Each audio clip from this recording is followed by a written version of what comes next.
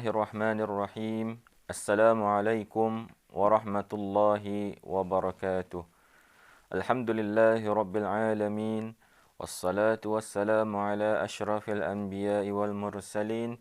Sayyidina Muhammad wa ala alihi wa sahbihi ajma'in. Rabbi shrah li sadri wa yassir li amri wahlul 'uqdatam min lisani yafqahu qawli. Subhanaka la ilma lana illa ma 'allamtana innaka antal alimul hakim. Allahumma aftah 'alaina hikmataka wanshur 'alaina min khazaini rahmatika ya arhamar rahimin. Allahumma salli ala Sayyidina Muhammad wa ala alihi wa sahbihi wa sallim.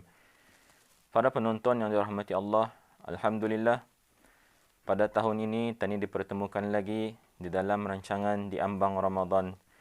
Bulan Ramadan adalah bulan yang mulia di sisi Allah Subhanahu wa taala dan mendapat kedudukan yang tinggi di sisinya. Oleh sebab itu, segala ibadah ataupun amal kebajikan yang Tani lakukan dalam bulan ini akan mendapat ganjaran pahala yang berlipat kali ganda daripada Allah Subhanahu wa taala. Ramadan merupakan bulan yang penuh berkah dan rahmat yang memiliki banyak keistimewaan tersendiri. Di antara keistimewaan yang terdapat di dalam bulan Ramadan ini yang ada dalam bulan-bulan lain adalah adanya satu malam yang dipanggil malam Lailatul Qadar yang berlaku pada malam-malam ganjil 10 hari terakhir dalam bulan Ramadan. Lailatul Qadar membawa makna malam yang agung. Dalam Lailatul Qadar itu merupakan satu malam yang sangat istimewa di dalam bulan Ramadan. Lailah yang memberi maksud apabila tenggelamnya matahari sehingga terbitnya fajar ataupun yang biasa dipanggil sebelah malam. Manakala Al-Qadar pula memberi maksud kemuliaan atau hukum dan ketetapan.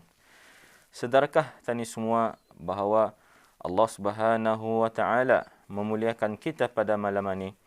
Malam Lailatul Qadar mempunyai kelebihan yang sangat besar kerana pada malam Lailatul Qadar ini juga menyaksikan turunnya Al-Quran Al-Karim. Jadi sama-sama Tani tingkatkan amalan Tani dalam bulan Ramadan ini. Mudah-mudahan Tani akan mendapat malam Lailatul Qadar. Banyak kelebihan bagi yang beramal saleh pada malam tersebut. Di antaranya sebagaimana yang Tani ketahui disebutkan dalam surah Al-Qadar. A'udzubillahi minasyaitonir rajim. Inna anzalnahu fi lailatul qadr wa ma adraka ma lailatul qadr. Lailatul qadri khairum min alfi syahr. Shadaqallahul azim. Pada ayat ketiga dalam surah Al-Qadar tadi ada menyebutkan Lailatul Qadri khairum min alfi syahr. Dan malam kemuliaan itu lebih baik daripada 1000 bulan. Cuba Tani bayangkan, 1000 bulan ini bersamaan dengan lebih kurang 83 ataupun 84 tahun. Kalau Tani beramal saleh pada malam ini, maka berlipat kali ganda amalan Tani. Walhalnya untuk beramal sampai 84 tahun ini pun belum tentu Tani akan mencapainya. Kerana umur Tani pun belum tahu menyampaikan hingga ke 84 tahun. Mudah-mudahan Allah Subhanahu wa taala memberikan Tani kesihatan untuk terus beramal insya-Allah. Sebab itu ada dalam sebuah hadis Rasulullah sallallahu alaihi wasallam bersabda, barang siapa yang beribadah pada Lailatul Qadar kerana iman dan mengharapkan pahala, nescaya diampuni dosanya yang telah lalu. Seterusnya, pada ayat seterusnya dalam surah Al-Qadar ada juga disebutkan tanazzalul malaikatu warruhu fiha biizni rabbihim min kulli yang membawa maksud pada malam itu turun-turun malaikat-malaikat dan malaikat Jibril dengan izin Allah untuk mengatur segala urusan. Jadi pada malam Lailatul Qadar itu sebagaimana Tani tahu, pada malaikat-malaikat termasuk juga malaikat Jibril akan turun ke bumi untuk mengaminkan doa orang yang memohon pada malam tersebut hingga waktu fajar.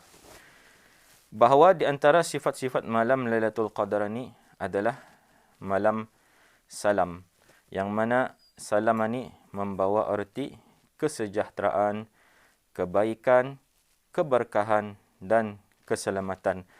Seperti yang disebutkan dalam ayat kelima surah Al-Qadar, Salamun hiya hatta matla'il fajr, yang membawa maksud malam itu penuh kesejahteraan, keselamatan sampai terbit fajar.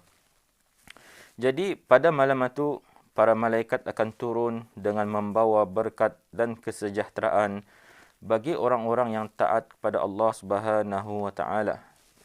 Seperti tani tahu, batas malam Lailatul Qadar dan turunnya para malaikat itu dengan salam tersebut adalah sehingga terbitnya fajar kedua, iaitu lewat sedikit daripada solat subuh.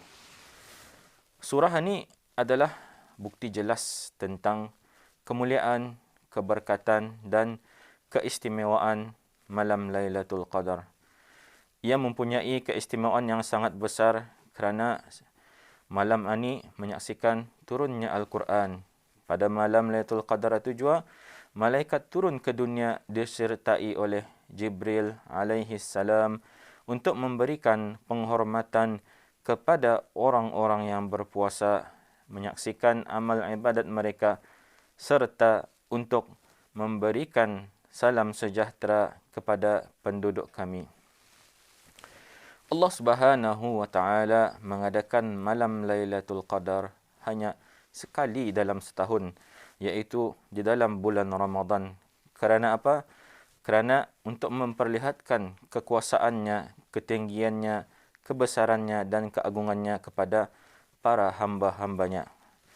Pada malam Lailatul Qadar ini, Allah Subhanahu wa taala memberi balasan dan ganjaran yang istimewa bagi hamba-hambanya yang taat dan ikhlas melaksanakan ibadah puasa sepanjang bulan Ramadan.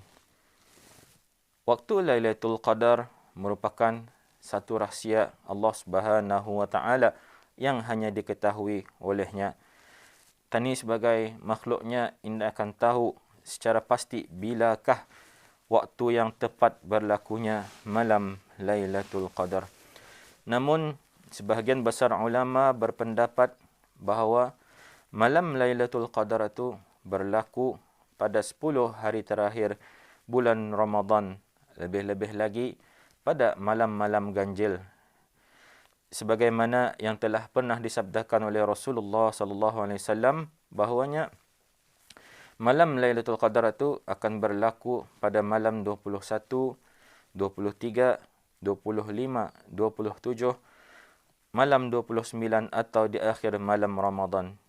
Jadi barang siapa yang mengerjakan qiyam pada malam itu kerana imannya kepada Allah dan mengharapkan keredaannya, nescaya diampunkan dosanya yang telah lalu dan dosanya yang akan datang. Walaupun ulama berbeza pendapat dalam menentukan waktunya, tapi pendapat 10 hari terakhir dalam bulan Ramadan adalah pendapat yang paling utama. Di antara hikmah kenapa malam Lailatul Qadar ini dirahsiakan adalah supaya tani sebagai hambanya lebih tekun dan bersungguh-sungguh mencarinya dengan memperbanyakkan amal ibadah tani dan amal kebajikan tani kerana mengharapkan keredaannya semata-mata di sepanjang bulan Ramadan, khususnya pada 10 malam terakhir ini. Kalau sekiranya ditetapkan tarikh malam Lailatul Qadar ini, dibimbangi umat Islam tidak akan berusaha untuk merebutnya dengan beramal ibadat. Tetapi bagaimanakah tani untuk mendapatkan malam Lailatul Qadar ini?